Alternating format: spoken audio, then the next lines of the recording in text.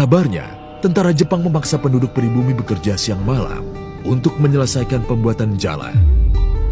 Kejinya lagi, pekerja yang dianggap sudah tak berguna disiksa sampai meninggal dunia. Ini adalah Bukit Soeharto. Membentang luas 61.850 hektar dari Kabupaten Kutai Kartanegara hingga Penajam Pasar Utara di Kalimantan Timur. Tidak saja alamnya yang indah dan udara sejuk, hutan di Bukit Soeharto menyimpan kekayaan flora dan fauna. Berbagai jenis hewan hidup berdampingan dengan aneka tumbuhan. Tidak saja mudah diingat karena penamaan yang mengambil nama Presiden kedua Republik Indonesia.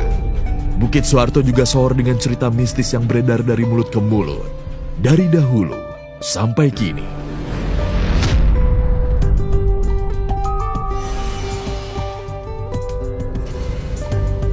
Bagi masyarakat Kalimantan Timur, khususnya Balikpapan dan Samarinda, Bukit Soeharto adalah cerita horor. Tidak sedikit kejadian menyeramkan menimpa pengemudi maupun warga yang melintas.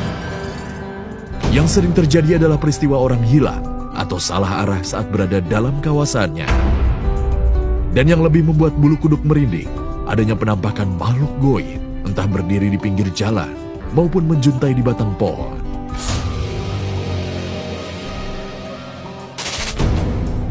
Nah, soal mitos masalah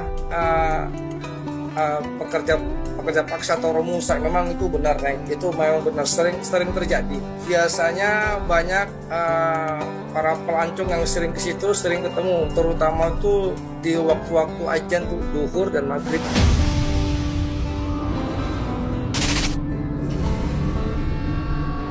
Kejadian-kejadian mistis ini tidak datang tiba-tiba.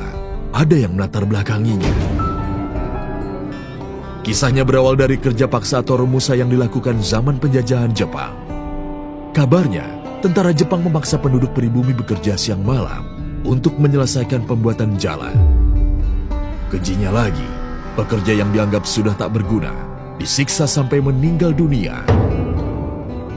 Konon, jenazahnya dibiarkan tergeletak di pinggir jalan atau dicampakkan ke dalam hutan.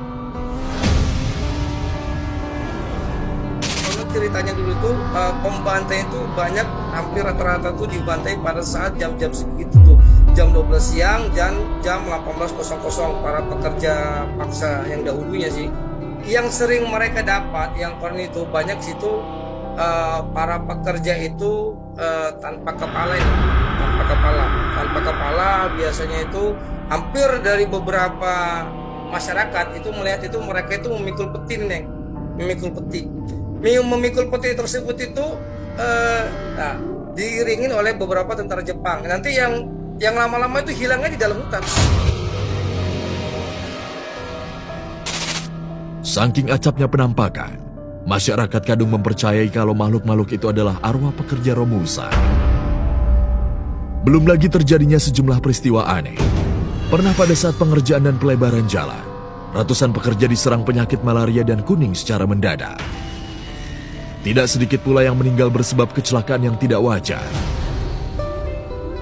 Benarkah semua musibah ini bersumber dari kutukan makhluk di Bukit Soeharto? Sebenarnya, kalau para pelancong ataupun biasanya dari luar kota ini yang saat melintas dari Bukit Soeharto itu mulai dari PAL 25 sampai ke PAL 50, biasanya itu cukup pas apalagi terutama tuh di Simpang 3, mereka tuh cukup kalau saat mereka menggunakan kendaraan mereka cukup mengklakson 2 kali. Itu di saat mereka melintas. Bagi para pelancong yang sedang beristirahat itu terutama lebih diutamakan jaga kebersihan. Itu karena kebanyakan para pelancong ini nih yang istirahat di PAL 25 sampai 50 nih, karena ke tempatnya itu asri, biasanya orang pada selfie atau apa segalanya ini mereka lupa ini kadang-kadang sampah diselip-selipkan. Itulah yang terkadang itu mereka itu dapat halusinasi dari alam sekitar itu.